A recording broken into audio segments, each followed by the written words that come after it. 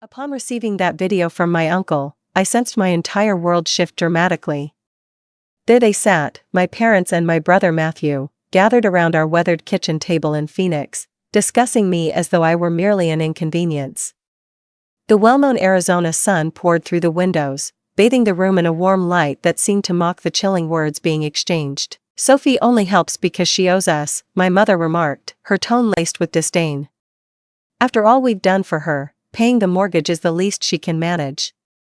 My brother Matthew added with a smirk, "Yeah, and she pretends she's doing us some grand favor. What a joke." The most painful aspect was my father's silent nod of approval.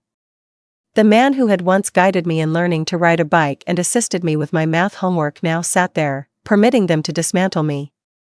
The video was unsteady, evidently captured without their awareness, yet their words resonated with unsettling clarity. I viewed it thrice, each experience enveloping me in an odd blend of detachment and insight.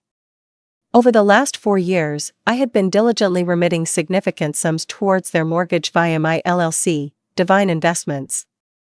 They believed their payments were directed to a bank, oblivious to the intricate details nestled within the fine print of the agreement my financial advisor had meticulously crafted. Each month, they offered their modest share while I shouldered the majority of the expenses, all the while voicing their grievances about my limited assistance. Then came my Uncle Philip's message, a timely interruption. "You needed to see this, Lindsay." I couldn't remain silent any longer. They'd been discussing it this way for months. I found myself in my home office, gazing at the spreadsheets that meticulously outlined each payment I had made. The figures spoke for themselves, with more than $200,000 dedicated to ensuring their comfort within those walls. My hands ought to have trembled with fury, yet they remained calm as I retrieved the mortgage agreement. A faint smile danced upon my lips as I recalled the purchase option clause that my financial advisor had so adamantly urged me to include. "Just in case," she had said. In retrospect, I can't help but ponder if she had an inkling that something like this could unfold. The next payment loomed just 2 weeks away, and for the first time, clarity washed over me. I reached for my phone and crafted a straightforward message to my uncle. "Thank you for revealing the truth. Rest assured, your secret is safe with me, but prepare for a shift in the winds. I've long been the family's silent guardian, though they'd never acknowledge it. For years prior, when the housing market in Phoenix plummeted and they teetered on the brink of losing their home, I intervened. At 27, I had already carved out a successful path as a software development manager. The irony lay in their disapproval of my chosen path. They envisioned me stepping into my father's faltering real estate venture. "Software is no career for a woman," my mother would declare, her lips tightly pressed in judgment. "Your brother Matthew possesses the true acumen for business." However, despite his supposed savvy, Matthew had almost driven the family company to ruin within just 2 years of assuming control. In their time of need regarding the mortgage, I sought the wisdom of my financial advisor, Helen. She proposed an imaginative remedy: establish an LLC, purchase the property through it, and allow them to believe they are still engaging with a financial institution. In this manner, you safeguard your legal standing while extending your assistance to them. At that moment, it appeared flawless. I could offer assistance without confronting their sense of pride. The arrangement unfolded seamlessly. Divine Investments LLC assumed the role of their mortgage holder, while I discreetly enhanced their monthly payments, unbeknownst to them. They upheld their dignity, while I ensured the stability of my family. Only my Uncle Philip held the key to the truth, having caught wind of the conversation between Helen and me during a family gathering. "You're too good to them, Lindsay," he had remarked at that moment. "They don't deserve your kindness." Naturally, I stood up for them, their family. Though they may not grasp my decisions, they have consistently provided me with a sense of belonging. As I sat watching that video for the 4th time, it dawned on me just how mistaken I had been. Their words echoed relentlessly in my thoughts. "She owes us." What a joke. "The least she can do." Each utterance pierced like a blade, twisting deeper with every recollection. With a swift motion, I opened my laptop and accessed the LLC's account. The impending mortgage payment loomed on the 15th, a mere fortnight ahead. They had always been punctual, seamlessly transferring their share with the precision of a well-oiled machine. However, armed with the truth of their feelings, I was resolute in my decision not to conceal the remainder this time. Allow them to confront the repercussions of their ungratefulness. Allow them to handle the bank independently. Unbeknownst to them, their daughter, whom they deemed a worthless burden, was in fact their landlord. A smile crept onto my face at the mere thought. At times, fate requires a gentle nudge. The video was merely the beginning of a much larger narrative. The following day, my Uncle Philip provided me with additional evidence. Images capturing the messages exchanged in a family group chat from which I had been intentionally left out. 6 months prior, they had brought it into existence, aptly titled Family Finances. Every message resonated with a sense of betrayal, each one cutting deeper than the one before. Sophie believes she's so unique with her tech job, Matthew had penned. She hardly contributes to the mortgage while I'm here daily managing Dad's business. My mother's reply sent a chill through me. We ought to request additional funds from her. She is single and childless. What other expenses could possibly occupy her finances? Considering all we sacrificed to raise her, it seems she struggles to adequately support her own family. I retrieved my financial records, my hands quivering ever so slightly as I tallied the total. In the span of 4 years, I had poured $267,843 into their mortgage via Divine Investments, while they had merely disbursed $52,157. They believed that their $1,100 monthly payments to the bank constituted the majority of the mortgage. Unbeknownst to them, I was shouldering the extra $5,400 each month. My phone vibrated, signaling a message from my mother. Darling, would you be able to join us for dinner this Sunday? We need to discuss something important. I was acutely aware of what that something entailed. They were likely gearing up to request additional funds, likely accompanied by a side of emotional manipulation and guilt-tripping. The mere idea of feigning ignorance to their true sentiments about me made my stomach churn. I reached out to Helen, my financial advisor, seeking clarity on my options regarding the purchase agreement. I had a feeling you might, she replied, her tone revealing no hint of surprise. Recall that clause we added? Should they default on a payment, Divine Investments can activate the purchase option right away. The house would belong to you entirely, and they'd transition to month-to-month tenants. A strategy began to take shape in my thoughts. And what if they were tardy with the rent? Standard eviction laws in Arizona would be applicable. You would be justified in providing them with notice, she said, pausing for effect. Lindsay, are you certain this is the path you wish to take? Memories flooded my mind, years of condescension, of being the family's financial support while they ridiculed me in secret. I recalled Matthew, who had driven our father's business to ruin, receiving accolades for his so-called business acumen. I reflected on each cutting remark regarding my career, my decisions, my alleged responsibilities to them. Yes, I responded, my tone unwavering. I'm certain, but I won't reveal anything just yet. Let them believe that everything is as it should be for the time being, I replied to my mother. Certainly, I will attend dinner. Anticipation swelled within me. The heart emoji, though tinged with irony, seemed essential. In the end, their lessons had been invaluable.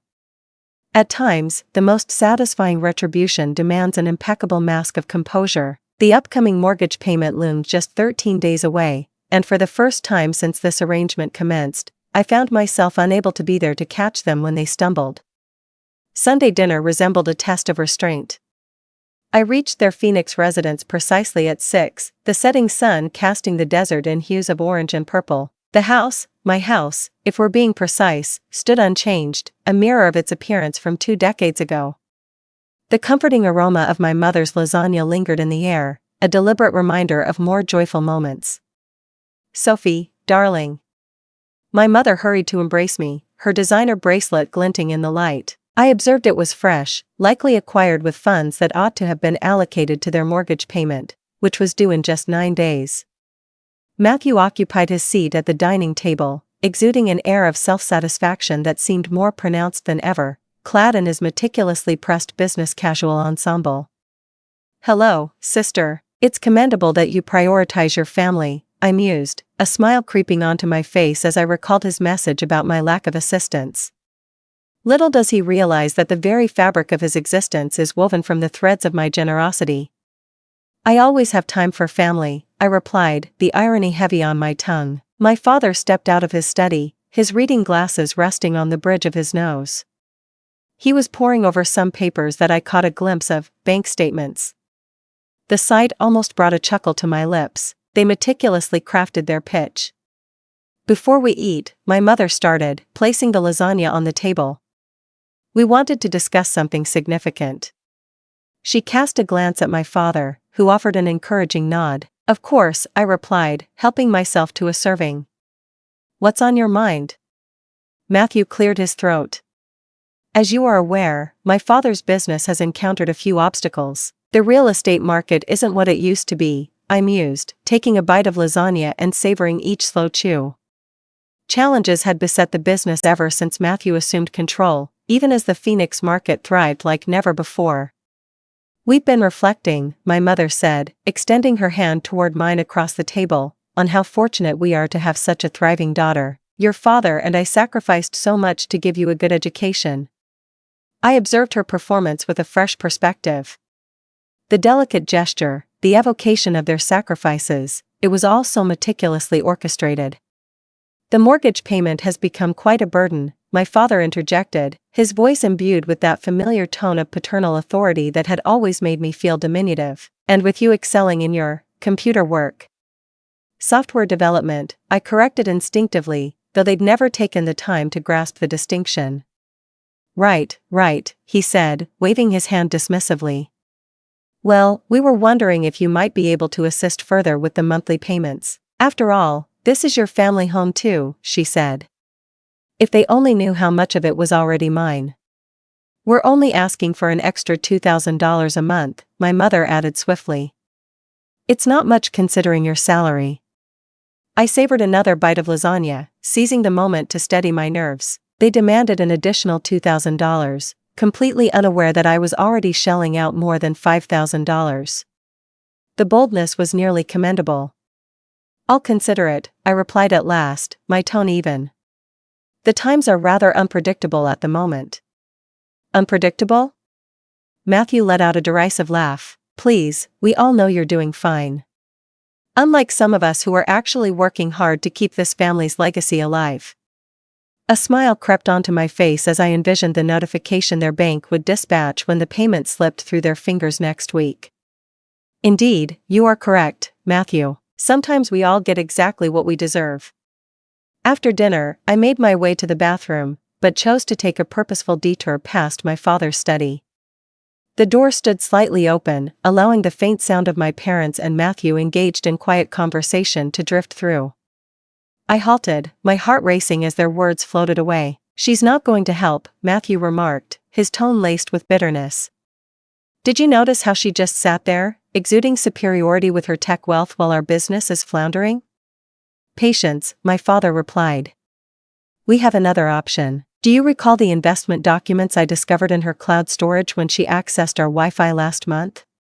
She's been concealing funds from us in a company named Divine Investments. A chill coursed through me. They had rummaged through my files during my previous visit. I had unwittingly connected to their Wi-Fi without a VPN, allowing my cloud storage to sync automatically. I researched it, my father went on. It's a legitimate LLC, thriving in its endeavors. Yet, she has chosen to hoard her earnings rather than extend a helping hand to her family. I raised a snake, my mother's voice chimed in. We'll extend one final opportunity for her to assist willingly.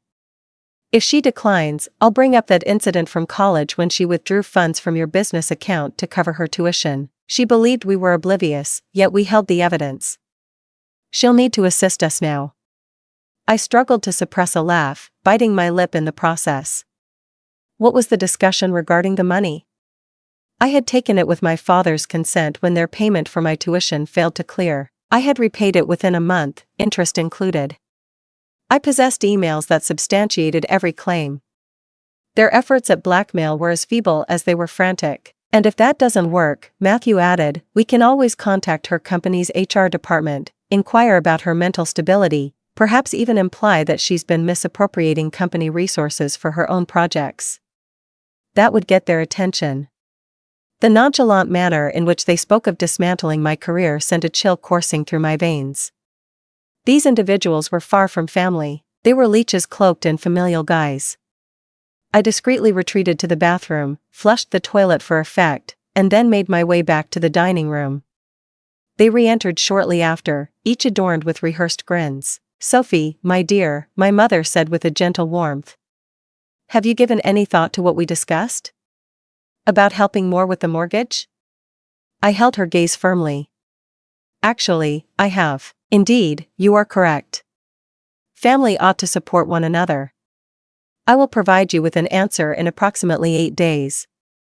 The timing was deliberate. Their mortgage payment loomed just 8 days away, and I could foresee the inevitable consequences of a missed deadline. Divine Investments would at last unveil its genuine proprietorship. 8 days? Matthew furrowed his brow. Why such a specific timeline? I asked, rising to my feet and collecting my purse. I just need to consult with my financial advisor. Do you grasp the essence of what I'm saying? Exercising caution with finances is simply sound business practice, I remarked with a smile, mirroring Matthew's cherished saying. My mother escorted me to the door, enveloping me in yet another deliberate embrace. "We knew you'd comprehend, sweetheart. Family always comes first," I mused. Yes, I concurred, my mind drifting to the eviction notice I had already prepared. Family always gets exactly what they deserve. As I made my way home, I dialed my Uncle Philip. "You were right about them," I said when he picked up the phone. "But don't worry, I refuse to remain the quiet observer in their theatrical performance any longer. It's time for the final act." The week dragged on, each day stretching painfully. My family maintained their relentless barrage, inundating me with daily messages about their pressing financial woes. Every message only fortified my determination. I relayed everything to Helen, my financial advisor, who was assisting me in gearing up for the unavoidable showdown. "The paperwork is ready," Helen affirmed during our meeting 3 days prior to the payment deadline. "Once the payment is missed, Divine Investments can promptly activate its purchase option. I've also drafted the eviction notices, just in case." I nodded, perusing the documents. "And you're certain everything's above board? They can't contest this?" "They signed the agreement 4 years ago," Helen reassured me. "Your father hardly glanced at it. He was far too eager for the bailout. Everything's completely above board." That evening, my brother initiated his own offensive. "Hey, sis," his message began. "I was just chatting with my friend in tech recruitment. I've come across news that certain companies are implementing layoffs. It must be quite frightening for you. It's fortunate that you have family to rely on. Speaking of which, regarding that assistance we talked about." The effort to manipulate was so obvious it bordered on the absurd. I shared the message with my Uncle Philip during our coffee chat the following day. "They never change," he remarked, shaking his head in disbelief.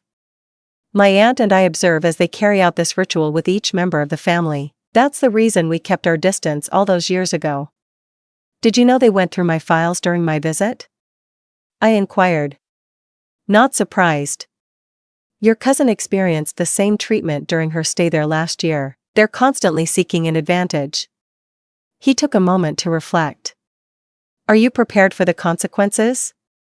"They won't take this well," I mused, reflecting on their threats to involve my company's HR, their schemes to blackmail me, and the years they spent relying on my assistance while deriding me in secret. "I'm ready." Their decision was made. Now they'll face the consequences. 2 days before the payment was due, my mother called. "Sophie, we need your answer about the mortgage help. Times are tough, and family needs to stick together," she said. "Don't worry, Mom," I replied, my voice unwavering. "Everything will be clear very soon." That evening, an email arrived from the family's bank. They attempted to move funds from their account to Divine Investments, yet the transaction had failed to go through. They found themselves already overdrawn. I have sent the notification along to Helen.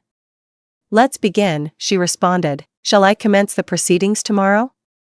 I reflected on the lasagna dinner, their self-satisfied expressions lingering in my mind. Their nonchalant conversation about dismantling my career. I reflected on the years of manipulation, the unrelenting demands, the ceaseless ingratitude. "No," I replied, fingers poised over the keys. "Let's hold off until the payment officially fails. Allow them to bask in the illusion of normalcy for the next 2 days." They imparted their wisdom with great skill. Timing is everything. I opened my laptop and began crafting an email to my company's HR department, detailing the threats my family had faced and attaching the evidence Uncle Philip had collected. It was wise to preempt their possible retaliations. The conclusion loomed ahead, and I was determined to leave no stone unturned. At times, I whispered to myself, the most effective retribution is merely allowing individuals to confront the repercussions of their own choices. The deadline for payment arrived and slipped away. At the stroke of 9 in the morning. With precision, Divine Investments' automated system dispatched its default notice. I stared at my phone, each second ticking away, drawing closer to the inevitable call. It required precisely 12 minutes. "Lindsay," my mother's voice trembled with urgency, "there seems to be an issue with our mortgage payment. The bank claims we have defaulted, but that simply cannot be true. We require your assistance at once," I stated. However, I continued with a composed demeanor, "Divine Investments is not a financial institution, it's an LLC. My LLC, to be specific." The silence that followed was palpable. "What?" she murmured at last. "Please take a moment to check your email. A notice will be presented to you, indicating that, as a result of your default, Divine Investments is opting to exercise its purchase option. The property is now officially in my possession. Your status has now been updated to that of month-to-month tenants." "This is a joke," she stammered. "I'm not kidding.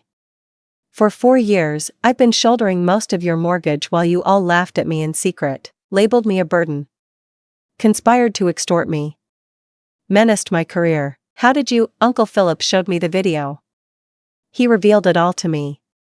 "Let us discuss your tenancy. The initial payment for your rent is expected in 30 days.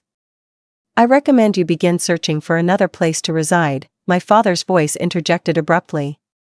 They had placed me on speakerphone. "You ungrateful, careful," I interrupted, my voice steady. "Is that truly how you address your landlord? The eviction notice has been prepared. Do not compel me to deliver it ahead of schedule." I concluded the call and severed their connection. In a matter of moments, my inbox became inundated with messages from those metaphorical flying monkeys. Distant relatives and family acquaintances admonishing me for my perceived cruelty, insisting that family ought to extend forgiveness to one another. I erased them all without a glance. Certain debts remain unpayable, even with forgiveness. 3 months later, I found myself in the hollow house, my footsteps reverberating through the deserted spaces. Last week, my family finally relocated, compelled to downsize to an apartment on the other side of town. They had exhausted every option, threats, guilt trips, legal maneuvers, but ultimately, the documents were unassailable. Reality was a force they could no longer resist. Matthew's effort to reach out to my company's HR had a dramatic and unexpected outcome. Thanks to my thorough documentation and Uncle Philip's compelling evidence, his claims were swiftly dismissed. In a twist of fate, his actions were escalated to his real estate board, triggering an ethics investigation that ultimately derailed his career. My mother's last effort at manipulation arrived in the form of a tear-streaked voicemail. "How could you betray your own family?" The answer was clear.